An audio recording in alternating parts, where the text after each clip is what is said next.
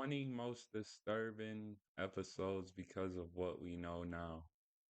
But if something is true, it is not sentimental. And I say in church, I love you. Oh, my God. Oh, my God. Knowing that McDonald was privately facing a health crisis, though, his parting words take on an even more bittersweet sentiment. Although McDonald was a master of sarcasm, he tearfully parted with sincere words to his friend Dave. McDonald lived another 6 years, but his final Late Show feels like a goodbye in more ways than one. Very funny, Norm, and thank you. Thank you for everything. Thank you. Norm McDonald, ladies and gentlemen. That was very sweet, Norm. Good night, everybody. Number 19, September 13th, 1978, The Dating Game. From Steve Martin to John Ritter, this classic game show featured several then unknowns who would make headlines in the years following their episodes. Easily the most infamous was Rodney Alcala, aka the dating game killer. Between takes, he might find him skydiving or motorcycling. Please welcome Rodney Alcala. Rod, welcome. By the time Alcala appeared as a contestant in 1978, he already had an arrest record with charges including assault and substance possession. Yet Alcala concealed his secret life as a serial killer, repeatedly slipping through the hands of justice. Alcala not only competed on the dating game, but won. Say hello to Rodney Alcala. Rodney, come on and say hello. Congratulations, Rod. You did it with a one answer. Despite this, Bachelorette Cheryl Bradshaw quickly sent something off about Alcala, refusing to go on the date. Few could imagine how right Bradshaw was until Alcala was arrested again in 1979, leading to his ultimate downfall. Because Alcala would later be found guilty of 7 murders. Investigators believe he may have actually killed up to 130 victims based on photos found on his property. Number 18, Mork meets Robin Williams, Mork and Mindy. Between his stand-up roots and headlining major motion pictures, Robin Williams' ascension to superstardom arguably started on the small screen as an alien named Mork. I mean, managed by myself, you know who you're talking to? Yes. Oh. In one of the Happy Days spin-offs, more meta episodes, Mork has a close encounter with Williams. It sounds like a silly premise, but audiences got a glimpse of the real Williams that wouldn't truly hit us until the end of his life over 30 years later. When Mindy asks what it's like to be famous, Williams opens up about the pressures a life in the spotlight brings.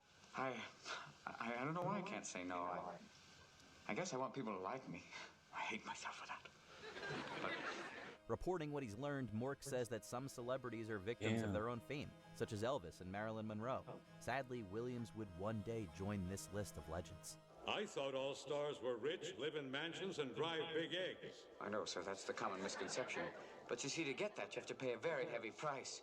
You have responsibilities, anxieties, and, well, to be honest, sir, some of them can't take it. Number 17, Finale, Murder in Small Town X. Mixing reality TV with murder mystery, this Fox series aired its final episode on September 4th, 2001. The season's winner was Angel Juadabe Jr., a New York firefighter. Although Juadabe survived this search for a fictional killer, a tragic twist awaited. Maybe wrong at this point because the image is still out of focus, but out of the 5 that are left, I believe Lambert may have done it. 1 week after Murder in Small Town X ended its run, Juadabe was among the first responders called upon during the World Trade Center attacks. He bravely gave his life in the midst of senseless chaos. The murders that have recently occurred in Sunrise may be a copy. Damn. Ready to lose the hat and regrow the hair? With Choose by... Damn. Although it was initially believed that Juadabe died at the first tower, his body was uncovered at the neighboring Marriott Hotel, which also collapsed. While Murder in Small Town X wouldn't return for a second season, the show's fisherman statue was dedicated to Juadabe's memory. I would say in about a day or two, we can actually go ahead and finger someone for committing the crimes in Sunrise. Number 16, Don't Make Me Over, Family Guy. Family Guy is something of a reputation for calling out celebrities well before they got canceled. A standout is a 2005 episode when Stewie runs through a mall naked on a dare, claiming that he's escaped from Kevin Spacey's basement. Help! I've escaped from Kevin Spacey's basement! Help me! When a writer pitched the joke, creator Seth MacFarlane was unfamiliar with the room. I thought Family Guy, this fucking show, man. So funny. Circulating around about the Oscar-winning actor. As far as the public was concerned, that's all they were at the time, rumors. To get a joke like this past the standards department, it usually needs to be based on a widely talked about rumor or so outrageous that nobody could construe it as true. You know, it's awfully dangerous for me to be walking around the mall at my height. Fast forward 12 years, the rumors might have contained more truth than even Stewie realized. God, I don't believe this. That is why you fail. Number 15, Sophia's Choice. I mean, I can watch it, but I just don't like it. That's just all right. Golden Girls. Who watch this shit? My grandma used to follow this shit all the time. The Golden Girls. Contemplating their future, the four Golden Girls vow to stick together as they grow old. But Betty White's Rose questions what'll happen when only one remains. Let's make a pact that we'll always take care of each other, that we'll never desert each other no matter what. Sophia says she'll be fine, although actress Estelle Getty was the first cast member to pass away, despite being younger than two of her co-stars. The seating arrangement in this scene comes off as strangely prophetic. From the audience's perspective, Getty was seated furthest to the left, followed by B. Arthur, Rue McClanahan, and Betty White. Is it because we know that Lillian's just plain lucky that a lot of old people do slip through the cracks and are forgotten? And maybe it may not be too long until we're elderly ourselves. Each actress would pass away in this order. It's especially unsettling that Rose is the one who brings up the idea of being left alone. For more than a decade, White was the sole living Golden Girl until Rose joined her friends. But what happens when there's only one of us left? Number 14, Requiem for a Hairbag, Hill Street Blues. Best known for her work in Poltergeist, actress Dominique Dunn's career was tragically cut short following the taping of a Hill Street Blues episode. Dunn played a teenage mother named Cindy who was abused by her own mother. You sure are some tough piece of work. Wait, so what the fuck? This look eerie, right?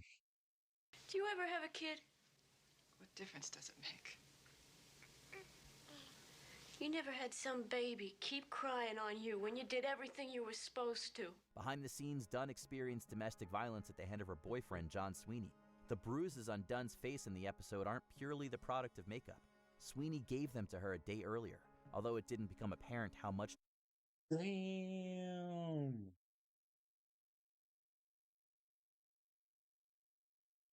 You know how fucked up you gotta be to fucking. Golly. And the TV still aired the episode like this shit was regular.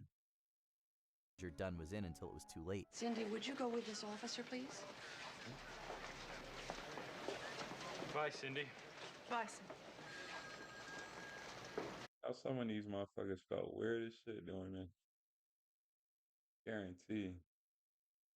On October 30th, 1982, weeks before the episode aired, Sweeney fatally attacked her. Dunn's parents made the devastating decision to take their daughter off life support while the episode was dedicated to her.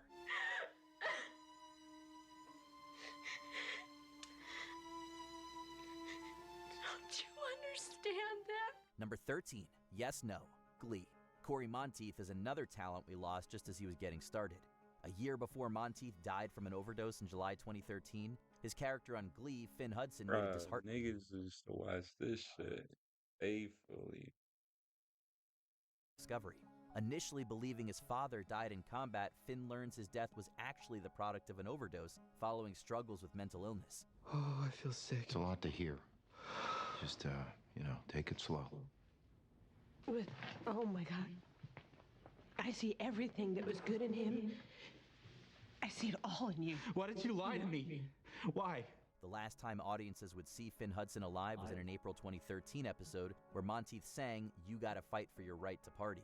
He performed the song with Mark Salling, who also died prematurely under disturbing circumstances. You gotta fight for your right to party!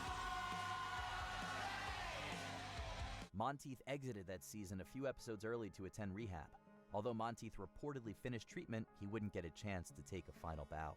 And then you bring your best, and I bring my best, and we go get another trophy. Like, do these motherfuckers be on drugs before they get on TV?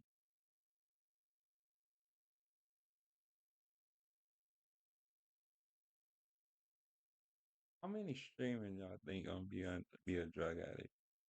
Or is?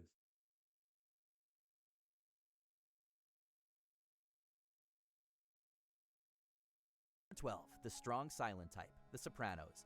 As Christopher's substance use continues to spiral out of control, his family and friends sit him down for an intervention. Naturally, Why did that look so fucking? Christopher's They substance have use my boy continues the to spiral out of perfect control, fucking his hair. family and friends sit him down. Look at this shit. This shit look like the perfect hairstyle. Like he should have been a villain in the goddamn superhero movie. My boy Intervention. whacking everything. Naturally, Tony isn't afraid to be brutally honest with his protege. Christopher also has some choice words for Tony, saying he'll die from a heart attack by age 50. There he goes, Mr. Type A personality. While fans continue to debate whether Tony died in the final episode, Christopher's prediction would grimly reflect actor James Gandolfini's fate. It's not entirely accurate, as Gandolfini would live to turn 50. His life came to an abrupt end at age 51, however. Have a heart attack by the time you're 50? Oh, sit down. You're talking to the boss here. Echoing Christopher's words to Tony, Gandolfini endured a fatal heart attack while on vacation in Rome. However you interpret the series finale, Sopranos fans agree this was truly the day Tony died. You lied to me.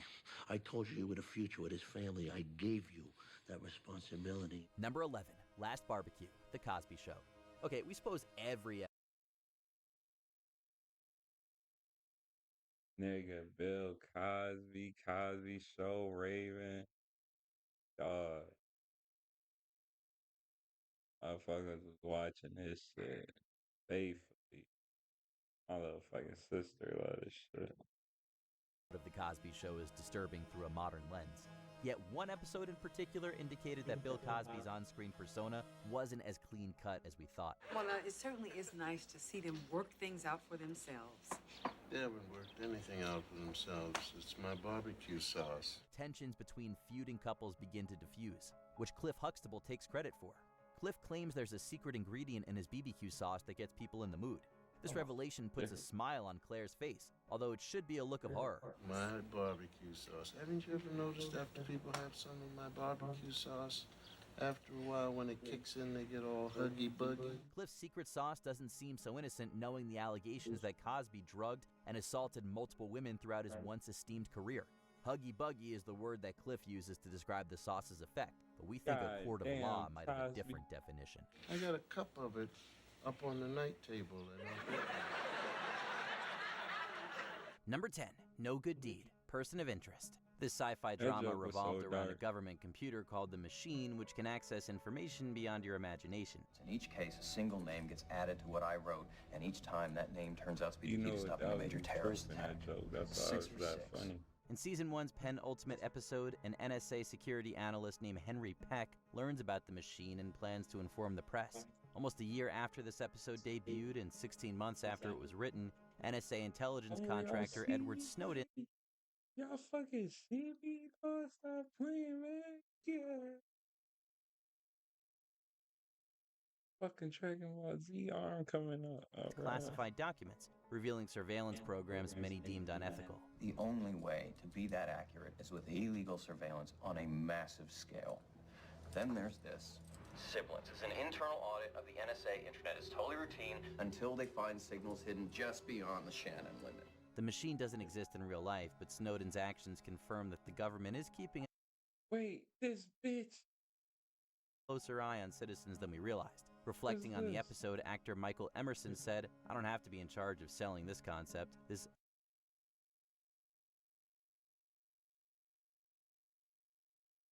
Hey, Maya, come here real quick.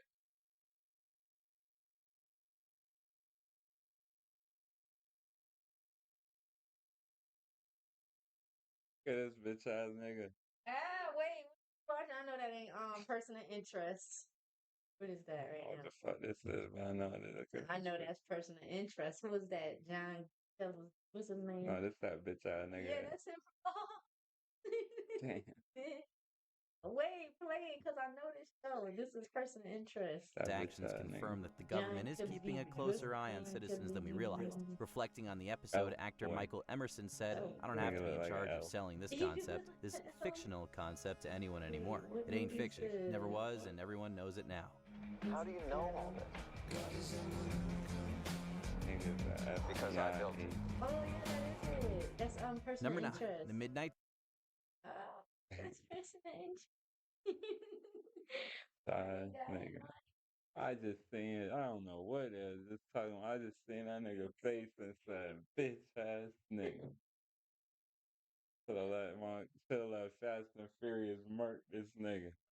Oh, yeah, died. I remember that part. I said they should have let Fast and Furious kill his ass. Yeah, I told you I don't remember like that because I forgot her ass died. This one shit right here. What the hell is that? Midnight Sun? Oh, Twilight. It's almost 6. I'm trying to see when the hell he's doing. Let's see what he doing when he get here. People be rushing to go to a bitch house or that's what I said. Oh no. Twilight Zone. Twilight Zone often mirrored real-world issues that remain prevalent. Season 3's The Midnight Sun was ahead of its time, however. The episode sees the Earth slowly but surely heading toward the sun with temperatures skyrocketing. There was a scientist on the radio. Nah, this my shit. This my show right here. Because I built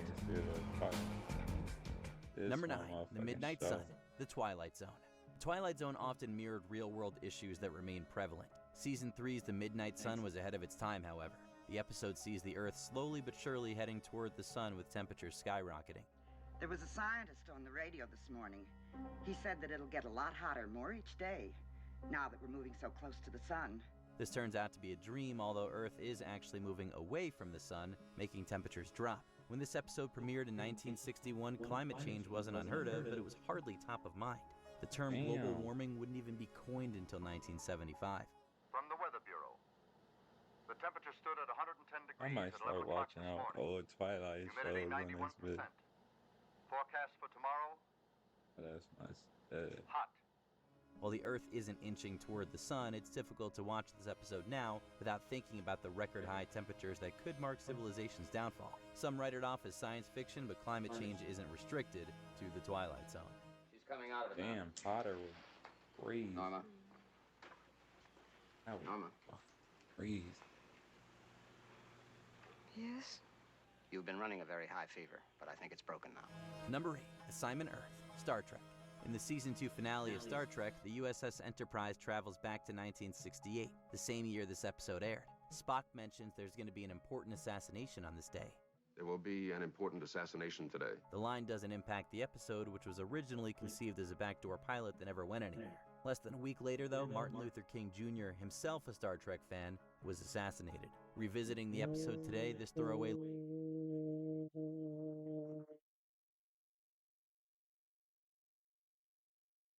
You telling me these niggas knew what the fuck was travels going back down? to 1968, the same year this episode aired. Spock mentions there's going to be an important assassination on this day. There will be an important assassination today. The line doesn't impact the episode, which was originally... That was like he was supposed to watch that shit and be like, yo, nah. Conceived as a backdoor pilot that never went anywhere. Less than a week later, though, Martin Luther King Jr., himself a Star Trek fan, was assassinated. Revisiting the episode today, this throwaway... Everybody love this fucking show. I'm gonna watch this shit. Auntie Tammy, man, it's happening. Bro. This show's so fucking boring. Like, by the time they get into the action, this show is the damn episode over. Line now feels like a haunting omen. Just people, without jobs or places to live. So they get put in here? Welcome to the 21st century. No, it wouldn't be the last time Star Trek proved eerily prognostic. In Season 3 of Deep Space Nine, the crew visits San Francisco during the 2020s, where homelessness and social unrest are more relevant than ever. Today is where the future and past intertwine. Why do they sound so surprised? Damn. And when you treat people like animals, you're gonna get bit. Number 7, Series 22, Episode 3, Grange Hill.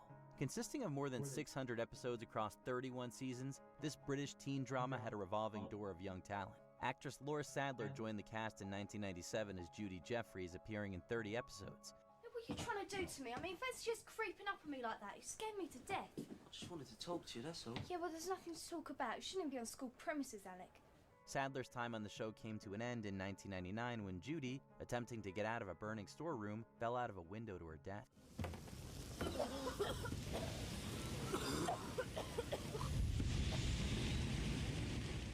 4 years later, Sadler fell off the balcony of her boyfriend's flat. Sadler didn't survive the accident, with experts finding alcohol and drugs in her system. There might be a few differences, but many noticed that Sadler's death was grimly similar to her character's. Knowing how Sadler died, Judy's fate carries an even more tragic sentiment. Judy!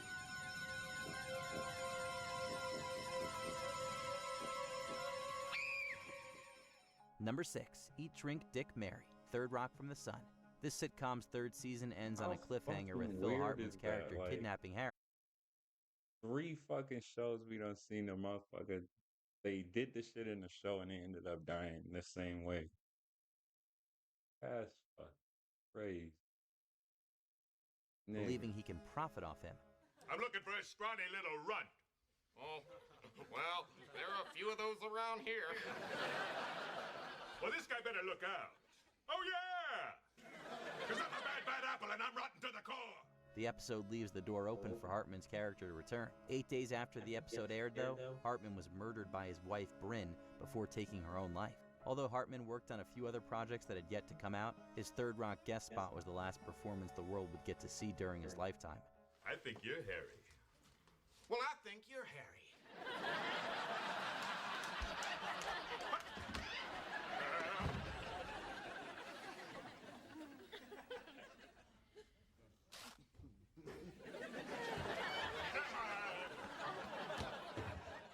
While the showrunners had plans for Hartman's character, his absence would be explained in the season 4 premiere, where Harry is sold to a circus run by Larry Miller. Watching these 2 episodes, we're reminded that Hartman was taken far too soon. A second, I don't remember signing any contract. Yeah, but your former associate, Randy LaFournier... Damn, his wife murdered him. Did, yeah. Yeah. Number 5, the one with Rachel's other sister, Friends. Rewatching any Friends episode is bittersweet, knowing that Matthew Perry is no longer with us. Careful. Living single. Let's be honest. Careful. Careful! I'll tell you what.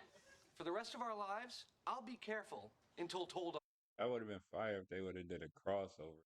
Just show a little bit of motherfucking appreciation. But damn. This season 9 Thanksgiving episode is especially rough, however. The storyline revolves around who will get custody of Emma if Ross and Rachel unexpectedly die. They choose Monica as a guardian, but if anything happens to her, Ross and Rachel aren't convinced that Chandler can handle the responsibility. Chandler proves that he's up to the task, but after accidentally breaking Monica's fine china, he isn't sure if he'll live much longer. I'll be right there, Emma. Just let me get my trusty diaper bag here. At the time, nobody could have imagined that Perry would be the first friend to leave us. In retrospect, what was once a funny zinger may be the most heartbreaking line in the series. Well, what do you know? I guess I'll be the one who dies first. Shit. Number 4, Walkout, In the Heat of the Night. That was long. God damn, that's the 3rd fucking show. 4th, 5th show. Styles' neighbor, he heard Styles' dog going crazy barking, and he went over and he found Styles dead. O.J. Simpson was acquitted of Nicole Brown and Ron Goldman's murders. Even after his passing, though, Simpson remains an infamous figure in the court of public opinion. It's easy to forget that Simpson was once a beloved figure, showing promise as an actor following his NFL tenure. Damn, in this TV adaptation of the Oscar-winning film... Bro. This nigga was a fire-ass football player. I ain't gonna lie to you. Holy shit. Simpson was considered for the role of Virgil Tibbs. The part ultimately went to Howard Rollins, but Simpson did make a Season 2 guest appearance as Councilman Lawson Styles. I'll be careful, and I'll get over to see you real soon, yeah? You just keep it warm for me. Caught in the middle of a tense union strike, the councilman is murdered in his home one night. Wherever you stand on the OJ debate, there's no denying that this episode took an ironic turn 6 years later. My babes. Number 3, Chris Farley, Saturday Night Live. But then, this is now. This time I'm not just talking the talk. but I'm going to be walking the walk, boss. In season 23, Chris Farley returned to SNL as host. It was Farley's last trip to his old stomping grounds and one of the last times we'd see the comedian. I want to go on a Saturday Night Live episode for real, though. Y'all ever been on an episode, man? Let me know how that shit is. Live. Barely 2 months after its airing, Farley tragically died of an overdose. Farley's behind-the-scenes struggles were evident in this episode as many cast members noticed that he wasn't in the best health. Producer Marcy Klein even worried he might have a heart attack. The opening sketch in particular hits too close to home as Tim Meadows and Chevy Chase try to convince Lorne Michaels that Farley is well enough to host following his last trip to a spa. Chris has been doing great. And he's completely sober for, what, 2 weeks? Six, two, whatever. But what counts is Chris is not just talking the talk, he's walking the walk. For a period following Farley's death, this sketch and his monologue were cut from syndication. You know what I've learned? I've learned lessons about responsibility. Being responsible, not only to myself, but to the people around me. That means you guys. Number 2, Plague, The Dead Zone. Crazy. A black motherfucker be cool with a fucking crackhead all day. White nigga just on them motherfuckers. Unless they doing drugs together. Nigga. Always, that's crazy. White people with this on, yeah. COVID-19 has changed the way we look back on numerous TV episodes, including one of Supernatural that totally called the whole toilet paper thing. Ever get back there? You hoard toilet paper. You understand me? Hoard it. Hoard it like it's made of gold. Because it is. Thanks, Chuck. Oh, you'll thank me all right. Mark my words. The TV adaptation of The Dead Zone arguably came the closest to foreshadowing the pandemic, however. I don't know. All I know is that it's highly infectious and may be fatal. Right now, we could all be infected. If we take this outside, we risk the whole town. In season 2, Johnny They're saying these motherfuckers predicted COVID. What the fuck? Smith has a vision of a deadly virus that originated from China and involved an animal. The characters discuss whether masks are necessary, look to chloroquine as a possible cure, and the coronavirus is even directly mentioned. Well, it took 34 days to isolate the coronavirus that caused SARS, and that's fast. I'm authorizing a quarantine on everyone who's come in contact with a symptomatic person. While COVID-19 hadn't been discovered yet, SARS-CoV-1, a coronavirus strain, had recently led to a serious outbreak. This episode was largely inspired by the 2002-2004 SARS outbreak. Although in 2020 hindsight, it may feel like the writers had prognostic powers like Johnny. It suppresses the enzymes. Before we continue, be sure to subscribe to our channel and ring the bell to get notified about our latest videos. You have the option to be notified for occasional videos or all of them. If you're on your phone, make sure you go into your settings and switch on notifications. Number 1, Pilot, The Lone Gunman. The Lone Gunman only lasted 1 season, but it's remembered for 2 things, being an X-Files spin-off and inadvertently predicting the September 11th attacks. You said they intend to bring us down in the middle of New York City? The pilot episode, which debuted on March 4th, 2001, sees the lone gunman uncover a plot to hijack a commercial plane and crash it into the World Trade Center. Something like this wasn't entirely unprecedented, as the World Trade Center bombing had taken place several years earlier. Even so, it's unnerving just how close this episode came to predicting the reality we would face 6 months later. World Trade Center. I'm going to crash the plane into the World Trade Center. Not everything coincides with real life, as the episode exposes government workers as the villains. Of course, even that unintentionally foreshadowed some of the 9/11 conspiracy theories we've seen since. Lost him. Sorry, sir. Damn, they said... I know who they are. Which TV episodes do you find the most disturbing in retrospect? Let us know in the comments. We could all go with the bus company's special... I'm going with, motherfuckers falling out this shit. That's crazy. That's crazy. No, I'm gonna go with the coronavirus one was kind of weird too, though. And y'all make sure y'all leave a like, comment, subscribe. All that good stuff.